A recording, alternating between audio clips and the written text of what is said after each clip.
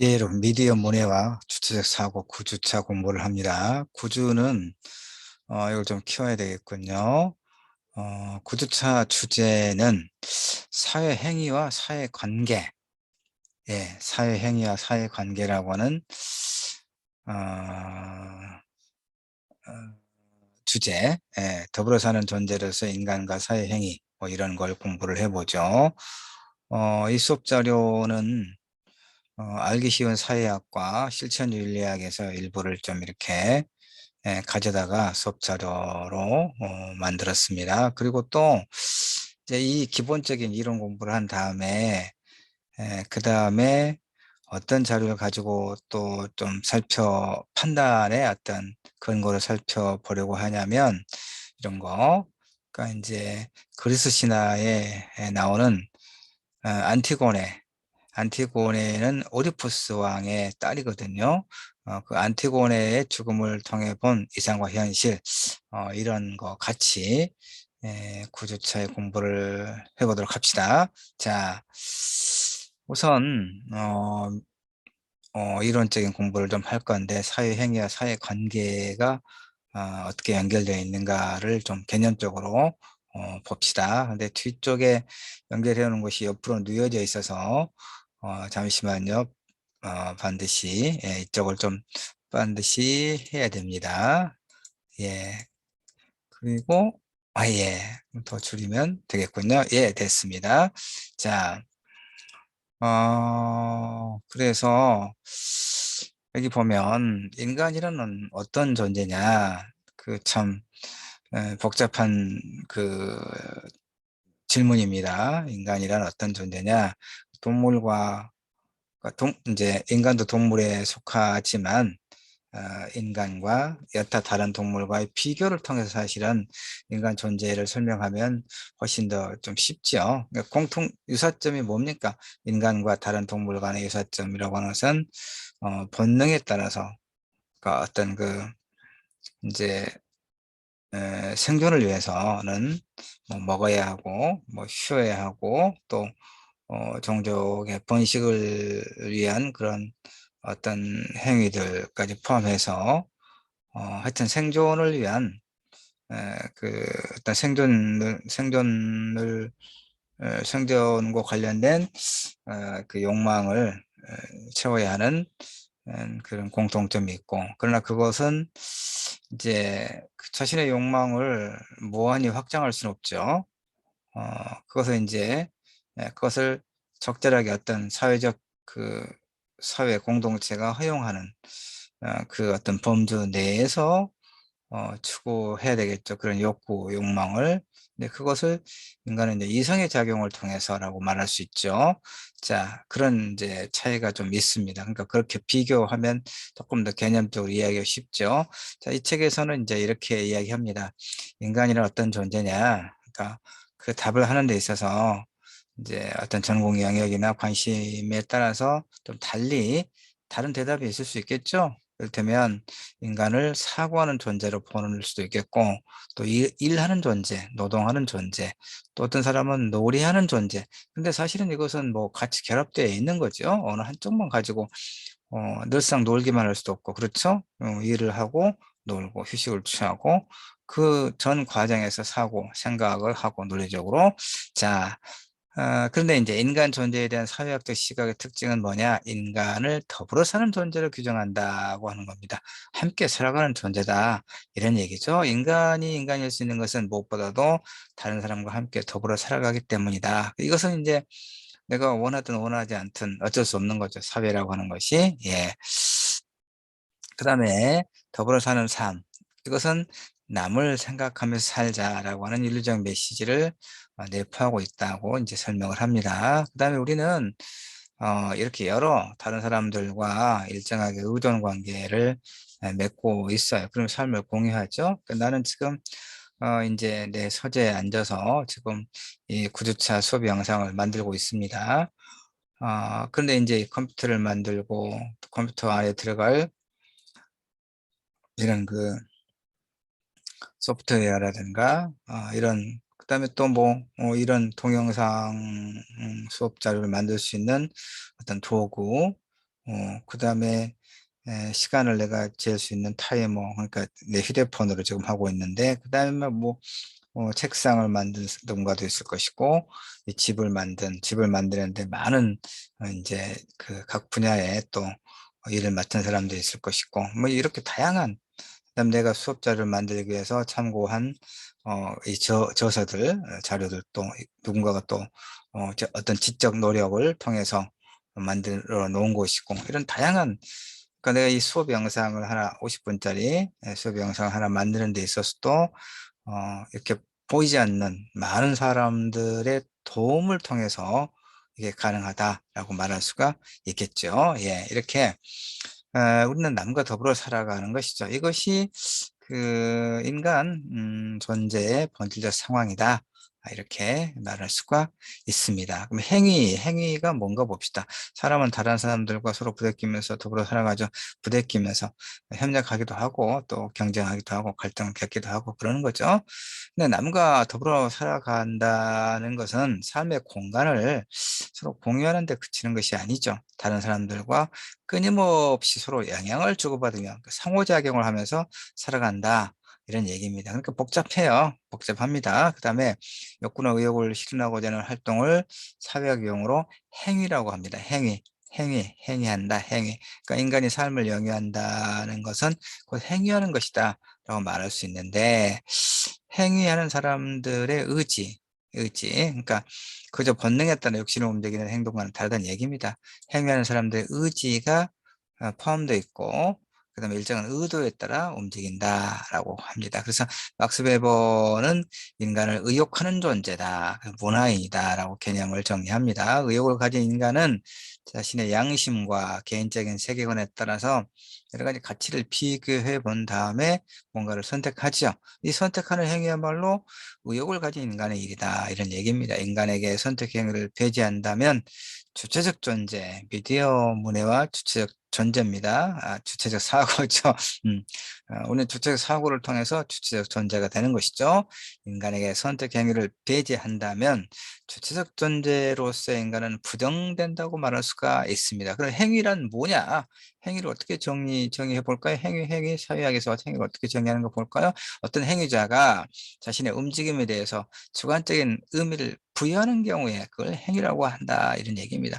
행위자가 자신의 움직임에 어떤 의미를 부여할 경우에, 그러니까 예를 들어서 먼지가 눈 속에 들어가서, 가끔 그럴 수가 있잖아요. 우리가 길을 걷다가 먼지가 이제 우리 눈 속에 들어와서 기계적으로 이제 본능적으로 눈을 깜빡거리죠. 그걸 행위라고는 볼 수 없다 이 말이에요. 그 말했잖아요. 본능. 근데 어떤 사람은 대한 애정의 표시 돼서 눈을 깜빡이게 되면, 여러분 그런 경험이 있습니까? 윙크라고 하는, 우리가 윙크를 합니까? 보통 뭐이 드라마나 영화를 보면 모를까? 어쨌든 그것은 행동하는 사람의 주관적인 의미가 게재되어 있죠. 그래서 그것은 행위다, 이런 얘기입니다. 같은 눈 깜빡이지만 먼지가 들어왔을 때 본능적인 깜빡임과 누군가에게 의미를 전달하기 위해서 눈을 깜빡이는 행위는 서로 다르다, 이런 얘기입니다. 예. 또 하나, 노래를 부를 때, 이제 혼자 있을 때, 뭐, 길을 걸었지, 누군가 곁에 있다고, 이렇게 노래를 부르면, 이것은, 그 부르는 사람의 주관적 의미는 게재되어 있지만, 그것도 행위라고는 합니다. 뭔가 그 움직임에 어떤 의미를 부여하는 거니까. 그런데 다른 사람이 있는 데서 사랑의 감정을 표시하기 위해서 내가 너를 불렀다. 이것은 사회적 행위다, 이 말. 그러니까 행위라도 알겠죠. 여기서 보면 무엇이 행위고 무엇이 행위가 아닌가, 그다음에 무엇이 단순한 행위고 무엇이 사회적 행위인가를 지금 구분하고 있습니다. 그래서 사회학이란 뭐냐? 이 사회적 행위의 의미를, 그러니까 개인적 행위가 아니라 본능적인 움직임이라든가, 그다음에 그야말로 어떤 개인적인 그런 그 의미만 들어있는 행위가 아니라 상호작용과 관련된 행위를 사회적 행위다라고 말해요. 그 사회학에서는 사회적 행위의 의미를 해석하고 이해하면서 그것에 의해 사회적 행위의 경과와 결과를 인과적으로 설명하고자 하는 것을 사회학이다, 이렇게 이야기합니다. 그다음에 이제 이것은 뭐 강의실에서 설명하죠. 베버가 말한 사회적 행위의 네 가지 유형. 그다음에 이제 한 가지 볼게. 욕구 어떤 그 우리 이제 행위 준거 틀로서 욕구. 그다음에 사회적 가치를 봅시다. 인간 생명 활동의 원점은 뭡니까? 타인과 일정한 관계를 맺으면서 스스로의 생명 보존에 필요한 생활 물자를 만들어내는 데 있어요. 이런 생명 유지 활동이 모든 생활 행위의 기본을 이루죠. 그 생명 유지는 곧 행위 주체 욕구 충족을 말합니다. 그래서 인간 행위의 본원적 특징은 욕구 충족이다. 욕구 충족이 있다라고 이야기하는데 그 욕구 충족을 최대화하는 문제가 이제 뭘까 부딪히겠죠. 그 사회적 어떤 규범 윤리와 부딪힙니다. 그렇죠. 어떻게 욕구를 충족시킬 것인가? 인간의 욕구 충족은 무한 그 자유가 아니죠. 사회의 구조적 제약을 받아요. 현실적인 상황은 무관하게 욕구 충족이 이루어질 수가 없죠. 그렇죠? 그 인간의 욕구 충족 방식은 사회 문화적으로 제어되고 있어요. 그러니까 어떤 사람은 이 틀을 무시하고 행위하는데 그러면 사회 윤리적 비난을 받고 사회에서 격리되고 그러겠죠. 이것은 이제 사회적 규범이나 가치라고 이야기하는 겁니다. 사회 문화적으로 주어진 선택지의 범위 내에서 행위하는 것. 그래서 결론적으로 말하면 인간은 욕구 충족을 위해서 행위를 하죠. 그러나 동물이 보여주는 것처럼 본능적인 욕구에 따라 행위하지 않고 이성적인 행위. 근데 그 이성은 사회적 규범의 틀 내에서 작동해야 된다. 라고 하는 것입니다. 이것이 이제 사회적 상호작용이죠.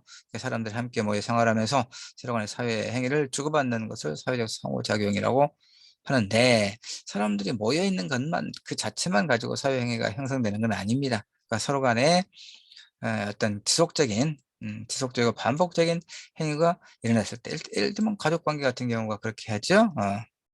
그다음에 사회관계 구속성, 사회관계는 인간의 사회적 행위 혹은 사회적 상호작용에 구성되어 있는데, 그래도 인간은 현실적으로 사회관계 그물망 속에서 살아가죠.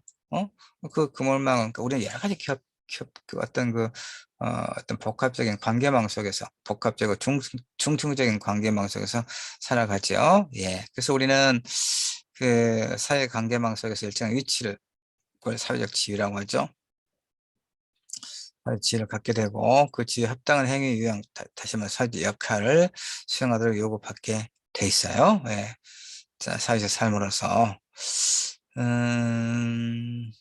그다음에 이제 그런데 이제 이 사회관계가 고정불변은 아니죠. 가변적이다 그 말이에요. 그러니까 조선시대 부부관계와 21세기 부부관계는 그 조선시대는 정속적이었죠. 상하, 정속적이라고 말할 수 있죠. 남성과 여성 간에. 근데 지금은 평등한 관계를 지향하고 있죠. 예. 이렇게 어떤 관계망은 고정불변은 아니다. 이런 얘기입니다. 모든 게, 그래, 고정불변한 게 어디가 있습니까? 예. 절대적인 진리는 없죠. 그다음에 이제 사회관계 유형도 역시 복잡합니다. 이것이 이제 서로 간략하게 정리하면, 서로 협력하는 관계도 있고 대립하는 관계도 있고 그것이 또 같이 결합되어 있기도 하고 그렇다는 겁니다. 자, 그다음에 이제 얘기 한번 봅시다. 우리는 왜 도덕적으로 행위해야 하는가? 왜 도덕적으로 행위해야 할까요? 그러니까 아, 그다음에 이제 무엇이 도덕적인 행위인가는 그 사회 내에서의 어떤 일정한 합의가 되어 있다고 봐야겠죠. 예. 그러니까 남을 해치는 것은 그 남의 생명을 해치거나 어떤 성적 자기 결정권을 해치거나 재산을 뭐 해치거나 하는 것은 도덕적으로 용납할 수 없죠. 이것이 사회적 규범이죠. 이제 그런 행위를 한 자들은 당연히 비난을 받고 이제 더해서 어떤 그 사회에서 격리되죠. 법적 처벌을 받는다 이런 얘기입니다. 그런데 왜 그런 게 필요할까요? 그런 어떤 규범이 필요할 거야. 어떤 윤리, 도덕 윤리라거나 어떤 그 사회적 합의, 그리고 그것에 강제적인 어떤 규정인 법. 이것은 왜 필요할까요? 그 구성원의, 공동체 구성원의 안전, 음, 안전한 삶을 보장하기 위해서 그런 것이죠. 예. 도덕대로 행해야 하는가. 네, 그런 틀이 하나 있고, 또 내가 옳다고 믿는 것을 자신의 의지에 따라 행하는 것. 이것도 이렇게 함으로써 자신의 어떤 그 만족도를 높일 수 있는, 자신의 어떤 우리 이제 식으로 이야기하면 어떤 주체적 삶의 행위로서의 행위자로서의 그런 높은 어떤 그 만족도와 관련됐다고 볼 수도 있을 겁니다. 자, 이 왜 도덕적으로 행위해야 하는가? 이 부분은 이제 그 여러분이 좀 읽고 정리하는 것으로 이렇게 좀 넘기도록 하고요. 자, 이 지금 설명했던 그 사회적 행위, 윤리적 어떤 규범, 이런 걸 바탕으로 아까 내가 이야기했던 그 자료를 좀 보려고 합니다. 이 자료를 바탕으로 이제 이야기를 좀 해볼까 해요.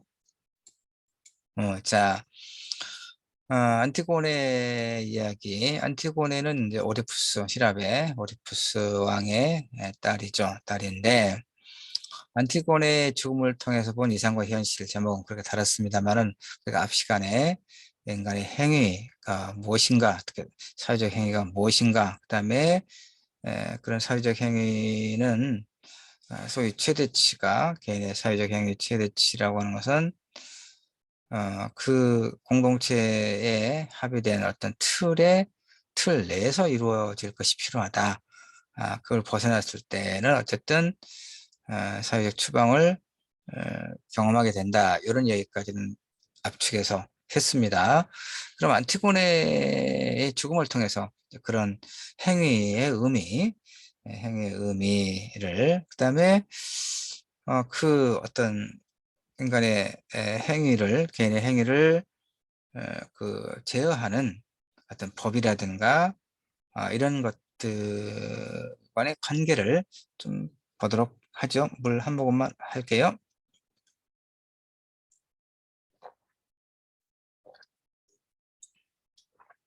김치찌개에다 밥을 말아서 먹었는데, 아점을 먹었는데 좀 짜가지고요. 네, 밖에서 먹는 김치찌개는 맛있는데 집에서 먹는 김치찌개는 별로 맛이 늘 그렇습니다. 네, 바깥에서 식사를 워낙 많이 하다 보니까. 자, 봅시다. 이게 이제 장 안투안 테오드르, 이름이 길어요. 지루스트가 이런 화가가 그린 클로노프의 오데푸스. 그러니까 이제 테베의 왕이었죠. 처음에는 왕자였고 테베의 왕이었는데 이제 테베를 떠나서 유랑하다가 클로노스에가 있다가 이제 죽었죠. 그런데 스스 눈을 빼내고 왕에서 물러나려는 오디푸스입니다. 그를 끌어안고 안타깝게 바라보는 딸 안티고네가 있죠. 이 작가가 그린 그림입니다. 오디푸스 왕 이야기를 기본적으로 이제 이해를 하면 좋을 텐데 설명을 좀 뭐 하지요. 그런데 이제 조금 이따 설명은 뒤에 나옵니다. 우선 자, 죽음을 대하는 윤리적 문제는 사회 문제다라고 이야기할 수 있습니다. 이상적으로 선언 행위는 빈부 규칙을 막론하고 모든 사회 구성원이 다 같이 평등한 대우를 받는 것이죠. 이상적으로 선언 행위는, 예, 아까도 행위를 공부했습니다. 행위. 이상적으로 아주 그 좋은 행위는 뭐냐? 빈부 규칙을 막론하고 모든 사회 구성원이 다 같이 평등한 대우를 받는 것이죠. 이것은 보편적인 윤리의 가장 중요한 원칙이 돼요.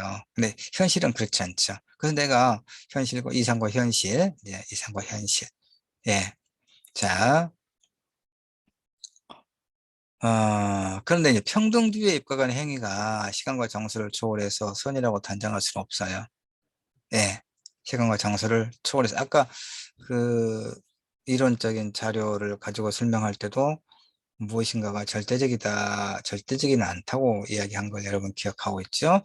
자, 구성원이 다 같이 밀망하는 평등보다는 그 사회 존속을 위한 불평등이 오히려 더 선을 행할 수도 있거든요. 이런 이상적 정의와 현실적 윤리의 문제를 안티고네를 통해서 우리가 한번 확인할 수가 있어요. 굉장히 논쟁적이기 때문에 사실 안티고네는 연극으로 많이 이제 연극을 통해서 우리가 볼 수 있는데 광주에서 한 5-6년 전에 정말 우연히 그 연극을 해서 내가 아는 선생님들이랑 같이 연극을 한번 본 적이 있습니다. 이제 지금은 이제 코로나 바이러스가 2년 넘게 이렇게 지속되기 때문에 이런 연극이라든가 이런 공연도 잘 이루어지지 않죠. 그러나 특히 또 서울에서는 대학로에서는 이제 일상적으로 이런 연극이 많이 공연이 되는데 지방은 거의 뭐 왜냐하면 관객이 없기 때문에 그런 거죠.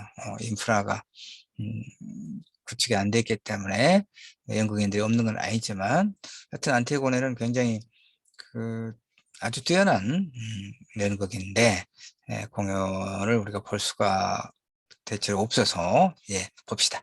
그래서 이제 글로 봅니다. 안티고네. 예. 이제 이것은 오디푸스 왕 이야기를 아주 간략하게 지금 정리하는 겁니다. 테베의 왕이었던 그러니까 이제 오디푸스의 아버지는 그러니까 오디푸스는 나중에 이제 테베의 왕이 된 거고요. 그러니까 테베의 왕과 왕비가 에게는 자식이 없었어요. 그래서 항상 신타에 가서 아이를 낳게 해달라고 이제 신들에게 이렇게 요청을 하지요. 그래서 신탁이 응답을 합니다. 그래, 아이를 낳을 것이다. 근데 이 아이가 자라면 아비를 죽이고 어미를 취할 것이다 라고 하는 무서운 예언을 남깁니다. 아, 이렇게.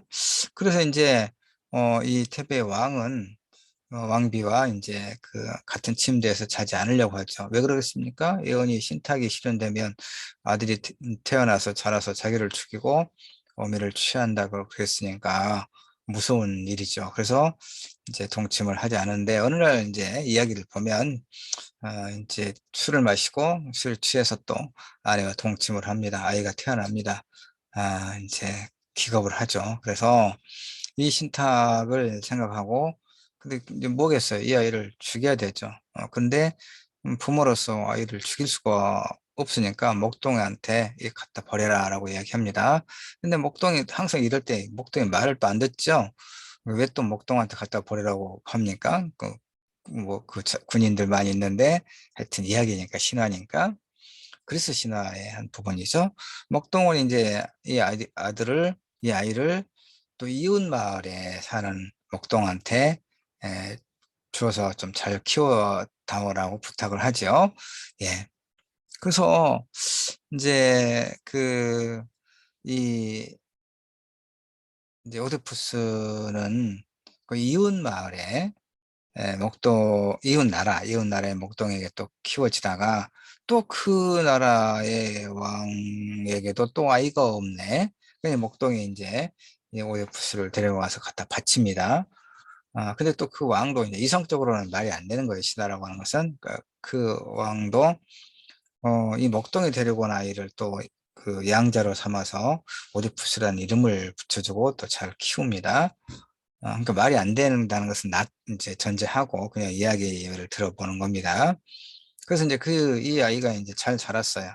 오데푸스 아주 준수한 청년으로 자랐는데, 그, 어떤 계기로, 내가 이제 아비를 죽이고 어미를 취할 것이다라고 하는 신탁이 예언이, 예언을 듣게 돼요. 또, 오데푸스가. 그래서 그러면 안 되니까 이제 부모를 떠나서 이 왕국을 떠나서 이제 방랑의 길을 갑니다. 그러다가 자신의 그 고향인 테베로 향하는 길목에 들어서다가 어떤 노인 일행과 이렇게 부딪혀요. 그래서 이제 서로 길을 먼저 비켜라, 네가 먼저 비켜라 이렇게 시비를 하다가 그 노인네 일행을 싹 죽여버려요, 오디푸스가. 근데 그 사람이 자신의 친부였던 테베 왕이다 이런 얘기입니다. 그래서 테베 왕이 또 왜 하필 그리 가다가 자신의 아들과 결투를 해서 죽음을 당하느냐? 이제 테베 역병이 일어나서 이제 신탁에 이제 또 도움을 청하러 가는 그러니까 스핑크스라고 하는 또 역병도 있는데다가 스핑크스라고는 괴물이 또 나타나 가지고 이 수수께끼를 풀지 못하면 다 하나씩 죽이고 있는 그런 상황이에요. 그래서 테베 왕이 이제 신탁에 도움을 요청하러 가다가 자신의 아들에게 죽음을 당하죠. 자, 그런데 이제 그 테베에서는 왕은 돌아오지 않고 죽었다는 소문을 나고 스핑크스가 이렇게 사람들은 계속 죽이고 있고, 그러니까 왕비가 이제 이 스핑크스를 물리치는 사람을 내가 왕으로 삼고 내가 결혼하겠다라고 공고를 합니다. 마침 그 노인의 일행을 자신의 친부인지를 모르고 싹 죽여버리는 오디푸스가 테베에 들어서서 스핑크스를 또 물리칩니다. 그러니까 약속대로 이제 그 왕비와 결혼을 하고 왕이 되는 거죠. 근데 결국 뭡니까? 신탁이 이루어져 버렸죠. 자기 자신도 모르는 사이에 시비에서 노인 죽여버린 게 친부였고, 그 다음에 자신의 친모인지 모르고 왕비와 결혼을 해서 또 왕이 됐죠. 거기서 또 아들 둘, 딸 하나, 딸 둘, 아들 둘, 딸 둘인가?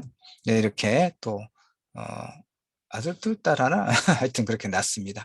완전히 그 아, 신탁의 예언이 이루어진 겁니다. 그렇죠? 여기 나왔습니다. 음.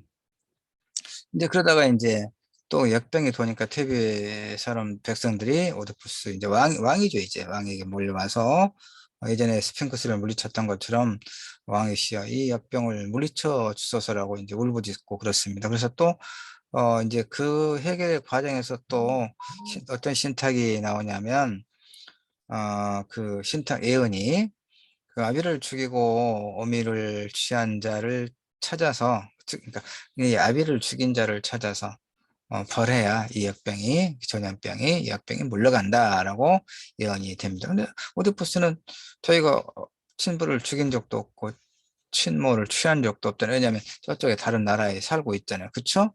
근데 자기는 아닌 것 같은데 이제 그 맹인 그 예언자가 당신이요라고 말하니까 그자도 또 죽여버리고 그럽니다. 근데 하여튼 뭔가 좀 의아하고 있죠. 근데 옆에 나라에서 이제 양자로 그 길러졌던 곳에서 사자가 옵니다.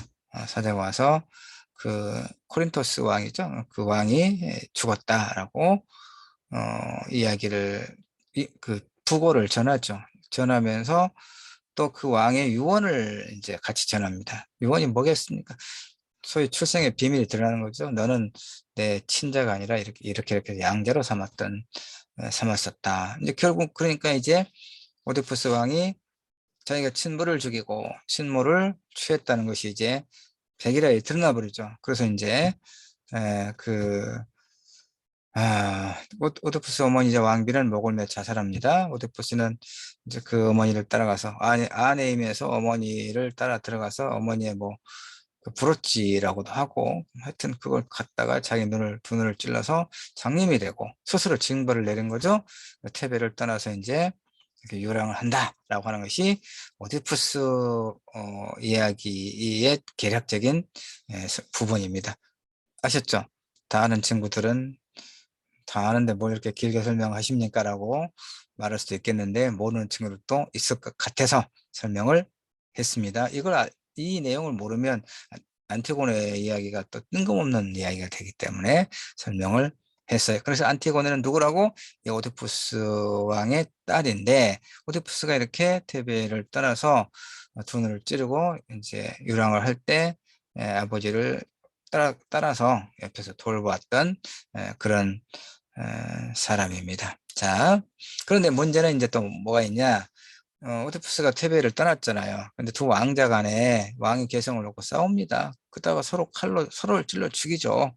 그 죽음의 처리 방식을 놓고 이제 이 테베의 새로운 왕이자 또 이들의 삼촌인 크레온과 크레온의 조카이며 오디푸스 딸인 안티고네가 충돌하고 결국 모두의 죽음으로 이제 끝나는데 이제 그 모두 죽기 전에 이야기를 봅시다. 자, 안티고네 요건 넘어가고요.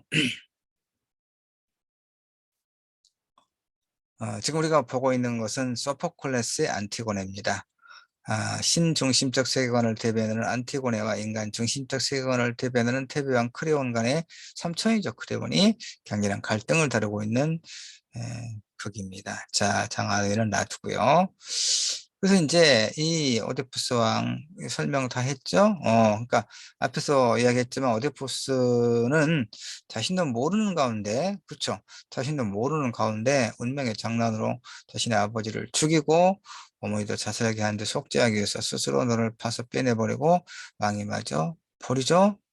그러자 그 아까 이제 간략히 했던 걸 조금 설명하고 있습니다. 두 왕자 에테오클레스와 폴리네케이스가 아, 에테오클레스와 폴리네키스가 국가 이익이 아니라 자신들의 권리를 위해 이제 왕권을 놓고 싸운다 이 말입니다. 이런 상황에서 크레온은 이제 위기에 빠진 국가를 위해 왕이 오르죠. 그래서 새로운 왕 크레온에게 가장 중요한 건 뭐겠어요? 국가의 안정과 번영이겠죠. 예. 자, 그런데 두 왕들은 권력 다툼에 빠지게 됩니다. 1년씩 번갈아 왕위를 지키고자 하는 약속을 깨고 계속 권력을 유지하려는 에테오클레스와 이에 반발해 장인인 아르고스 왕 아드라스토스를 끌어들여서 이게 이제 폴린의 케이스는 이제 에테오클레스에 맞서서 힘이 부족하니까 이웃 나라 장인의 군대를 끌어들인 거예요. 그러니까 이 테베에서 보기에는 폴린의 케이스는 어땠습니까? 자신의 권력을 좀 쟁취하기 위해서 외부의 군대를 끌어들이는 사람이 되는 거죠. 그러니까 일단 역적이 되는 겁니다. 폴리네 케이스는. 그렇죠. 이겼으면 괜찮은데 지니까, 그렇죠? 결국 모두 죽었잖아요. 자, 이럴 때 이제 새로운 왕이 된, 새로운 왕이 된 크레온이 어떤 명령을 내리냐면, 에테오클레스의 장례는 성대하게 치르라고 명령합니다. 왕자니까. 근데 외적을 불러들여 족을 공격한 폴리네케스는 이건 안 된다. 그 장례를 치러주지 마라. 시신을 그냥 이렇게 방치하게 합니다. 새와 짐승이 밥에 되도록 들판에 내버리라고 명령을 하죠. 당시 테베의 권례와 믿음은 뭐냐? 약한 자를 처벌하는 의미로 사체를 매장하지 않고 들판에 내버려 두는 것이었어요. 그래서 크레온은 명령을 내려서 폴리네케스의 매장을 허락하지 않고 이 명령을 거역하는 자도 엄정히 처벌하겠다. 엄정히 처벌하는 게 뭐예요? 죽이겠다. 이런 얘기죠. 자, 이렇게 명령을 내려서 그림이 있습니다. 예. 폴리네 케이스. 근데 이제 안티고네가 그 아까 오디푸스 왕이 이제 죽었어요. 죽어서 이제 다시 이제 안티고네는 자기 고향이니까 고국이니까 테베로 돌아오죠. 안티고네입니다.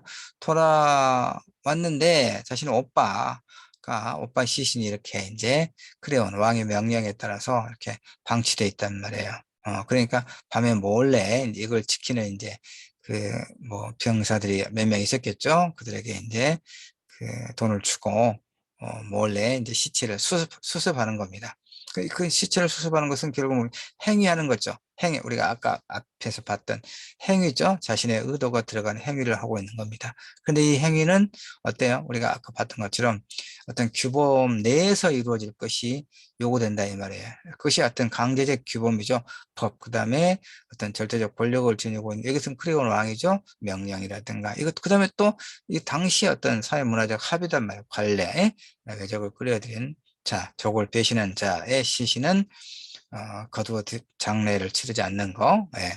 그런데 이제 이 안티고네는 그러한 규범이라든가 왕의 명령을 따를 수가 없는 거예요. 왜냐하면 자신 오빠니까 친오빠가 아무리 뭐 그 외부의 적을 끌어들였다 하더라도 그래서 국가는 그 배척하고 있지만 자신은 다 필요 없어. 오직 오빠죠, 오빠. 혈육. 예, 혈육의 시신을 들짐승이 뜯어먹도록 방치할 수는 없다 이겁니다. 선택의 기로에서인 거야. 선택의 기로에서 안티고네는 자신의 의지를 관철을 합니다. 자, 결국은 이제 크레오는 여기서 국가지상주의, 왕이니까 왕으로서는 그 어떤 나라의 안정, 응? 을 이제 확 유지하는 게 가장 중요한 책무일 테니까. 근데 안티고네는 아까도 얘기했지만 다른 거 필요 없다는 얘기예요. 혈연. 이것은 어떤 그 하늘의 윤리라고 볼 수 있죠. 응? 예. 크레오는 국가지상주의. 이야기되죠? 이해할 수 있겠죠? 자, 그래서 안티고네는 그 왕의 명령을 어기면 자신도 죽을 거라는 것을 알고 있죠. 그럼에도 불구하고 오빠의 영혼을 위해 자기가 나서야 한다. 라고 확신하는 일을 합니다. 그 이유가 무엇이든 간에 그녀 오빠들 중 하나인 폴리네키스가 죽은 후까지도 그렇게 저주받는 것을 누이 동생으로서 그대로 두고 볼 수 없다, 이런 얘기입니다. 그러니까 그녀는 누이 동생으로서의 인간적이고 윤리적인 의무를 스스로 자각하는 거예요. 그래서 그럼 두 개의 의지가 충돌하는 거죠. 숙부이자 국왕인 크레온이 국가에 대한 의무를 최고의 가치로 생각하는 것과 같이 그녀는 누이 동생으로서 죽은 오빠에 대한 혈연적 의무를 최고로 여기고 있어요. 여러분은 이제 누구의 그 의지와 행위에 표를 주겠습니까? 여러분이 선택한다면. 음. 이것도 이제 토론해 보면, 강실에서 토론해 보면 흥미 있을 것 같아요. 자, 그러니까 이제 어떤 것에서 굽히지 않는 삼촌 크레온과, 그러니까 타협을 않고 있는 것이 문제가 되는 거죠. 이 삼촌 크레온, 국왕, 새로운 왕이 된 왕으로서의 자신의 어떤 그 어떤 권위를, 이제 조카딸 안티고네, 정확히 말해서 두 개의 강한 결단과 의지가 충돌하고, 이 충돌은 무엇이 된다? 서로 간에 죽음을 가져오겠죠. 두 의지의 충돌은 사실 두 가치체계, 두 개의 모순되는 윤리 판단, 규준에 마찰해서, 예, 마찰해서 기난다라고, 이건 뭐, 예, 말할 수가 있습니다. 예. 자, 여기 이제 내가 표로 정리를 해놨는데, 예, 요 부분 볼까요? 크레오는 공적 관점, 전체적 관점에서, 그렇죠? 그런 입장을 견지하고 있는 거고, 안티고네는 개인적 관점이고 실존적 관점에서, 자, 이렇게, 예, 서로 간에 좀, 예, 보고요. 당시, 아까도 이야기했습니다. 당시 그리스인들의 종교적 세계관과 관례에 의하면 시체를 매장하지 않고 들판에서 그냥 썩게 두는 것은 가장 엄한 벌. 이 세계관에 근거해서 두 사람은 이렇게 행동을 하죠. 크레오는 왕권으로 아까 봤던 걸 좀 상세히 설명하고 있습니다. 에테오클레스의 매장은 허락했지만 폴리네키에서 시체를 매장하지 못하도록 했다, 이런 얘기죠. 그러니까 시체 매장 유무는 죽은 당사자에게는 상관이 없죠. 죽어버리면 모르니까. 다만 그런 처벌이 또한 미신에 근거한 허례라고 하는 것을 크레온이 모르지는 않았어요. 다만 크레온은 이 명령을 통해서 법의 무서움을, 법의 그 엄중함을 시민들에게 알리고 흔들리는 국가의 질서를 확립하고자 했다, 이런 얘기입니다. 크레온의 입장에서는 당연하죠. 크레온의 입장에는 당연합니다.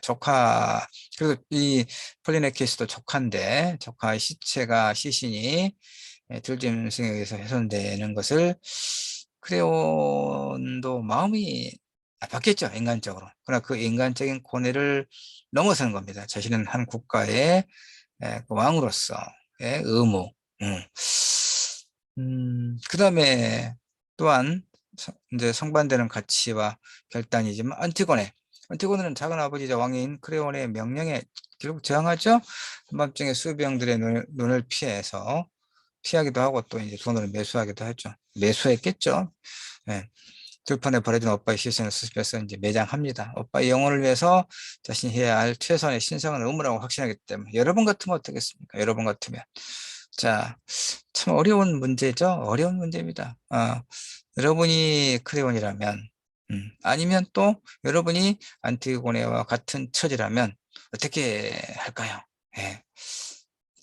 이렇게 하지 않을까요? 예. 두 사람의 상반되는 이념, 태도, 성격은 타협점을 찾을 수 없게 되죠. 안티고는 자신이 끝까지 오빠의 시신을 수습하고자 하면 사형되리라는 것을 알면서도 크레온의 명령을 듣지 않았던 겁니다. 예. 그래서 크레온은 이제 또 조카딸을 이제 사형을 시키죠. 그러나 스스로 이제 그것이 과연 옳은 것인가를 거듭 본인을 해요. 그러나 자신이 한번 뱉은 말이잖아요. 그 시신을 버려둬라. 이 명령을 어기는 자는 누구라도 엄벌에 처한다고 했잖아요. 근데 그 말을 이제 자신의 그 안티고네는 조카 딸이니까 그 자신의 조카 딸 가까운 친척이기 때문에 그 내렸던 명령을 응? 취소한다면 흔히 말하는 뭐 내로남불 우리 정치권에서 지금 이제 9주차니까 뭐 대선은 한참 끝나고 지금은 내가 대선 전에 이 9주차 수업자를 만드니까 누가 대통령에 당선됐는지 지금 알 수 없습니다. 며칠 전이니까. 근데 이제 여러분이 이 영상을 보고 우리가 9주차 수업을 할 때는 누군가가 이제 대통령이 되어 있을 텐데, 그래서 그 대선 전에 뭐 이야기 많이 했던 뭐 내로남불이라든가 뭐 공정이라든가 정의라든가 음, 하여튼 크레오는 그 안티고네를 번하지 않으면 그런 비아냥 비난을 받을 것이고, 그리고 왕으로서의 권위가 확립될 수가 없겠죠. 예, 그래서 개인적으로는 뭐 고뇌가 당연히 있었겠죠. 그럼에도 불구하고 질서를 위해서 그녀를 사형에 처합니다. 비극은 여기서 끝나지 않고 불길처럼 번. 그러니까 오디푸스 왕의 가족들이 이 비극의 구렁에 모두 빠지게 됩니다. 자, 일단 그 앞에 비극은 뭐였어요? 지금 이렇게 된 비극도 그 테베 왕이 아이가 없어서 신탁에 늘 이제 묻고 애원을 해서 그래, 그러면 아이를 낳을 것인데 이 아이가 자라면 아비를 죽이고 어미를 취할 것이다. 이 두려운 예언이 실현되면 안 되니까 아내와 같이 잠을 자지 않다가 어느 날 술을 마시고 술에 취해서 아내와 동침을 했다. 그래서 아이가 생겼다. 근데 이게 사내가 태어났다. 이거 예언이 이제 신탁이 실현되면 큰일 나니까 목동을 불러서 이 애를 갖다 죽여라 했는데 목동이 죽이지 않고 이웃 나라 목동에게 또 맡기고, 그래서 그 아이는 또 그 이웃 나라 하필 또 자녀가 없는 왕의 코린토스 왕의 양자로 입양이 돼서 또 좋은 수한 청년을 자라고, 그래서 이렇게 길을 오다가 태베 입구에서 또 친부인지 모르고 노인을 죽여버리고, 그다음에 어머니인지 친모인지 모르고 이제 그 결혼을 해서 아이를 낳고, 그 사실이 이제 드러나니까 그 어머니는 죽고 자신은 두 눈을 찔러서 태베를 떠나서 유랑하다가 죽고, 바로 그것으로 인해서 테베에 남겨진 두 아들이 왕자가 서로 왕권을 차지하려고 1년씩 들어가면서 하자겠는데 그것이 양해한체니까 상대를 죽여버리고 절대 왕권을 차지하려고 전쟁을 벌이다가 둘 다 죽어버리고, 그래서 이제 새롭게 왕이 된 크레온이, 그들의 삼촌인 크레온이 하나는 장사 지내고 하나는 외부에 적을 끌어들였으니까 이 나쁜 놈, 조국을 배신한 자, 그래서 시신을 들판에 버려두게 하고, 그런데 이제 아버지 그 오디푸스 왕이 죽고 난 다음에 자신의 고향으로 고국으로 들어오던 안티고네가 그 사장의 이야기를 듣고 들판에 버려진 오빠의 시신을 수습했고, 그러다가 이제 국법 왕명을 어겼기 때문에 사형을 당하죠. 죄까지. 근데 여기서만 끝나는 게 아니라 그 여러 명이 죽었잖아요, 지금. 오디푸스에 의해서 자신의 아버지 죽고 어머니 죽고 그다음 스스로 죽고 여기까지. 그러다가 자기 남겨진 두 아들이 또 서로 싸우다가 죽었네. 그다음에 딸인 안티고네까지 죽었네. 자, 그런데 또 죽어요. 뭐냐?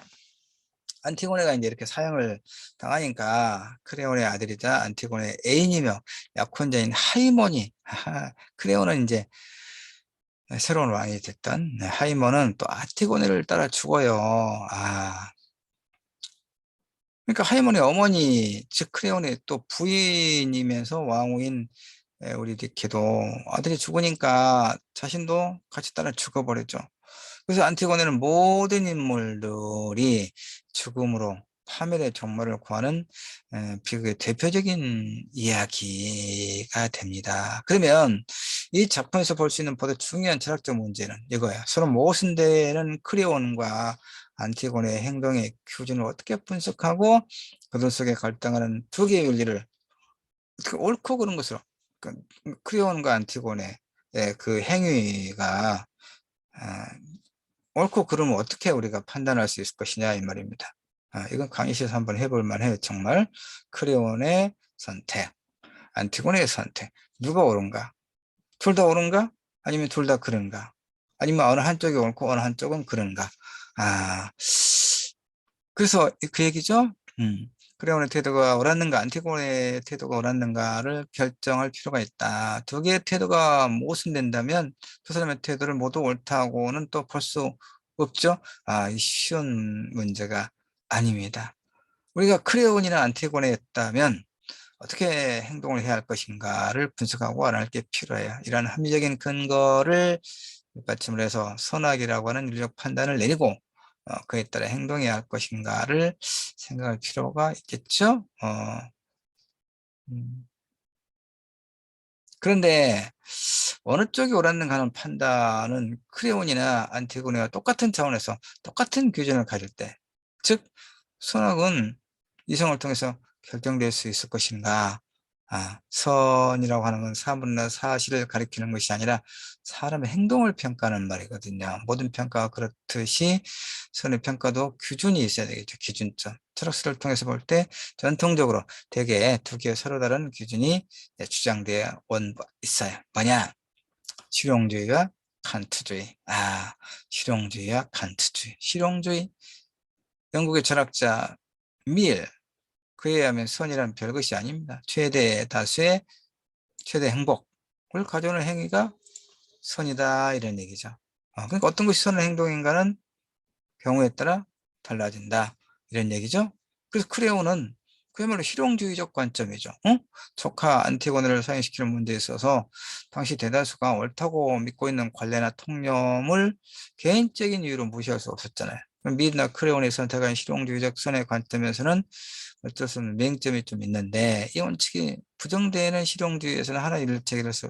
그러니까 처음부터 이 원칙이 부정되는 원칙. 자, 그러니까 절대적인 기준이라고 하는 게 없다 이 말입니다. 칸트주의, 칸트주의를 원칙주의 혹은 형식주의라고 불러도 좋습니다. 원칙주의죠. 아까 실용주의, 실용주의 원칙론. 선이나 악은 결과에 의해서 결정되는 것이 아니라 행동이 절대적인 원칙, 즉 신적인 윤리 법칙에 맞느냐 안 맞느냐, 이 원칙주의 윤리관을 이제 가지고 칸트는 판단하는 겁니다. 안티고네가 바로 이거죠. 절대적인 어떤 그 믿음, 옳다는 믿음. 근데 이들이 존재한다고 믿는 신적 절대 윤리, 윤리를, 윤리는 결코 인간을 떠나 생각할 수 없죠. 인간은 어떤 존재도 인간의 행동을 규정하는 법칙을 만들었다고 생각할 수 없는데, 인간이 그럼 절대적으로 선한 존재냐? 어? 그런 문제가 있습니다. 자, 그럼에도 불구하고 안티고네가 보편적 가치로서 독자의 마음을 사로잡는 근본적인 이유는 뭘까요? 안티고네와 크레온 두 인간형 가운데 어느 한쪽을 우리가 선명하게 선택할 수 있다?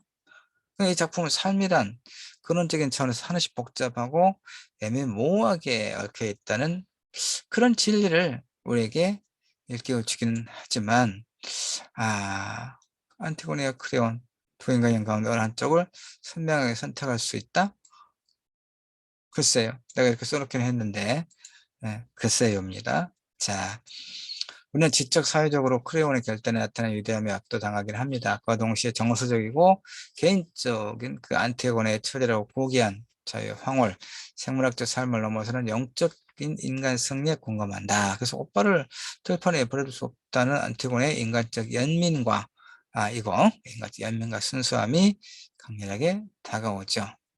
안티고네는 이걸 인간이라면 지켜야 할 이상적 도리라고 생각했죠. 목숨, 나라, 그리고 우주를 버리는 한이 있더라도 귀중하게 생각하는 것이 있다면 그것이 나 이외에 다른 이들에게는 아무 의미가 없더라도 그 하나만을 위해서 모든 것을 버리는 삶, 음. 자, 그래서 이제 결론.